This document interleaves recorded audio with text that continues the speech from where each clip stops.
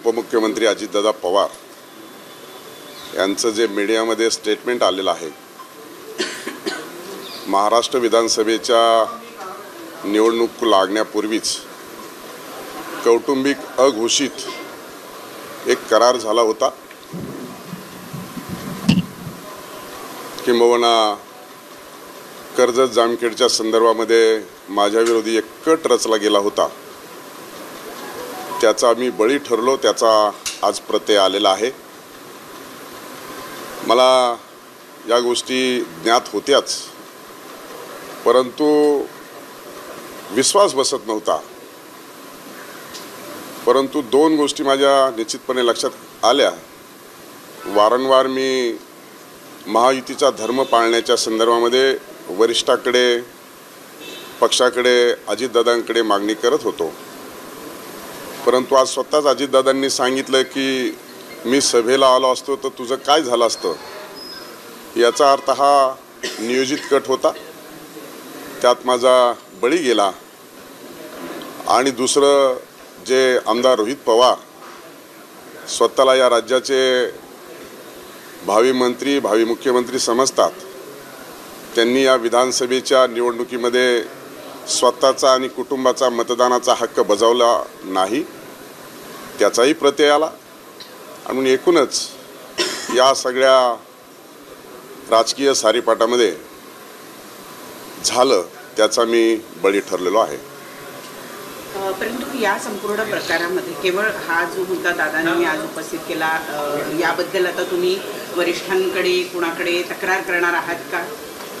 मला असं वाटतं की या संदर्भामध्ये मी अगोदरच सांगितलंय की जाहीररित्या प्रसिद्धी माध्यमापुढे बोलण्याची माझी मानसिकता नव्हती, परंतु दादा जर या संदर्भामध्ये बोलले असतील तर मला समाज माध्यमांपुढे बोलल्याशिवाय दुसरा पर्याय नाही। त्यामुळे पक्षाकडे आणि वरिष्ठांकडे या संदर्भामध्ये मी निवडणुकीच्या कालखंडामध्येच बोललेलो आहे। याशिवाय आणखी दिसला माळशिरसच्या जागेसंदर्भात पण असं प्रकार दिसला, त्यामुळे दोन्हीकडे मला असं वाटतं की त्यांच्या कौटुंबिक कलहाच्या दरम्यान जो अघोषित करार झाले आणि त्याची अंमलबजावणी झाल्याचं चित्र तरी निश्चित स्वरूपामध्ये कर्जत जामखेडमध्ये जाणवत आहे। त्यांच्या पक्षाचा जो काही अजेंडा होता, शेवटी महायुतीचा धर्म मोठ्या नेत्यांनी पाळणं अपेक्षित आहे। माझ्यासारखा एक छोट्या कुटुंबामध्ये, शेतकरी कुटुंबामध्ये जन्म घेतलेला व्यक्ती एवढ्या मोठ्या बलाढ्य शक्तीच्या विरोधात आदरणीय पवारसाहेब ज्यावेळेस 67 साली पहिल्यांदा विधानसभेमध्ये पोहोचले, त्यावेळेस माझा जन्म देखील झाला नव्हता।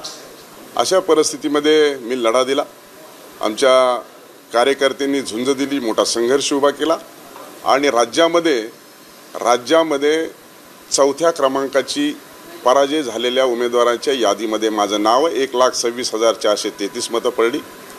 तर कमी मताच्या फरकाने पडलेल्या उमेदवाराच्या यादीमध्ये माझा 6वा क्रमांक लागतो आणि या दोन्ही यादीमध्ये नाव समाविष्ट असलेला राज्याच्या 288 मध्ये नाव जर पराजय झालेला उमेदवार कोण असेल तर तो राम शिंदे आहे। त्याच्यामुळं या कटाचा आणि या अघोषित माझ्या विरोधी कारवाई करण्याचा मी बळी ठरलोय, हे यामधून सिद्ध झालेलं आहे। वरिष्ठांकडे तुम्ही आता याबाबत तक्रार करणार आहात? मला वाटतं वरिष्ठांकडे तक्रार करण्याच्या संदर्भामध्ये महायुतीचे जे काही वरिष्ठ नेते आहेत त्यांच्या संदर्भामध्येच असा जर प्रश्न उपस्थित होत असेल तर हे महायुतीसाठी चांगलं नाही, माझ्यासाठी तर नाहीच नाही।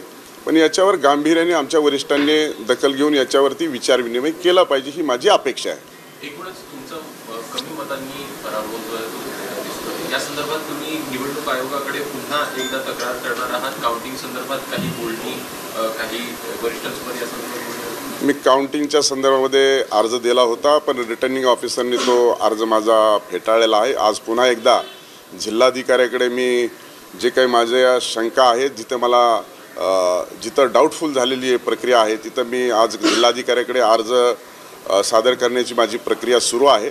तो लवकरच सादर होईल, त्याच्यावरती जिल्हाधिकारी काय निर्णय घेत आहेत या संदर्भामध्ये मी पुढील कारवाई ठरवणार आहे। शेवटी त्यांनी जर माझ्या मागणी आहे आणि अतिशय कमी फरकाने हा पराजय झाला आहे, मागे पुढे होत असताना माझा जो अर्ज आहे तो मतदान मोजणीचा जो अर्ज आहे, पडताळणीचा जो अर्ज आहे तो स्वीकारला, पण स्वीकारण्याच्या अगोदर इलेक्शन कमिशन ऑफ इंडियाच्या वेबसाईटवरती कॅन्डिडेट डिक्लेअर केला. ही मोठी चूक रिटर्निंग ऑफिसरनी केली. याचा अर्थ प्रिजुडिस माइंडने रिटर्निंग ऑफिसर तिथे काम करत होते. याच्यामध्ये मी भविष्यामध्ये येणाऱ्या कालखंडामध्ये इलेक्शन पिटिशन देखील दाखल करणार आहे. अनेक ठिकाणी दारू, मटण, पैसे अनेक केसेस देखील झालेल्या आहेत. याचं बी वारेमाप वाटप झालेलं आहे. त्या संदर्भामध्ये देखील इलेक्शन कमिशनची जी काही प्रक्रिया आहे ती पार पाडत असतानाच न्याय मिळण्यासाठी हायकोर्टमध्ये इलेक्शन पिटिशन देखील दाखल करणार आहे.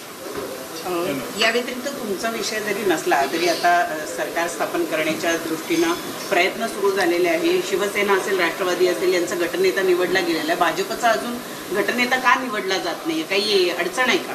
महायुतीमध्ये राष्ट्रवादी काँग्रेस आणि शिवसेना या दोन्ही पक्षाने काल आपापल्या नवनिर्वाचित सदस्यांची बैठक घेतली आणि नेता निवडीची प्रक्रिया पार पडलेली आहे.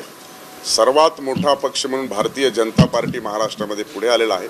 त्याच्यामुळं निश्चितच थोरल्या भावाचं प्रक्रिया किंवा थोरल्या भावाची भूमिका ही भारतीय जनता पार्टी घेणार आहे.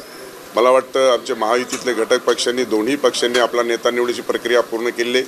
आता पुढची गती ही वाढते आहे. निश्चितच लवकरात लवकर वरिष्ठ नेते त्या संदर्भामध्ये निर्णय घेतील आणि आमचा देखील बैठक बोलवली जाईल. नेता निवडीची देखील प्रक्रिया पूर्ण होईल. महाराष्ट्रातला एक प्रमुख पक्ष, तुम्ही महत्त्वाचे नेते सुद्धा आहात. महाराष्ट्रात मुख्यमंत्र्यांच्या बाबतीत बिहार पॅटर्न राबवला जाईल अशी खूप जोरदार चर्चा आहे. म्हणजे छोट्या पक्षांचा मुख्यमंत्री बनवतील आणि मोठे पक्ष मात्र दुसऱ्या स्थानावर असेल अशी चर्चा आहे महाराष्ट्रात. मला वाटतं की आपण जो प्रश्न विचारताय तर त्याला निश्चित स्वरूपामध्ये आहे, परंतु हे एकदाच होतं. बिहार पॅटर्न एकदाच झाला.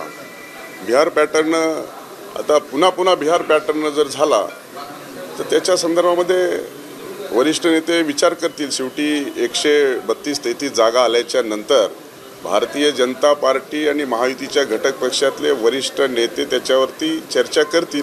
मला वाटतं अंतिमता निर्णय राज्यामध्ये होईल आणि तसा फॉर्म्युला आमच्याकडून दिल्लीकडून देखील विचारणा केली जाईल आणि त्या संदर्भामध्ये पुढील प्रक्रिया पूर्ण होईल. खरं तर पवार घराण्यामध्ये कुठेतरी सेटिंग झाली आहे का? ज्या पद्धतीने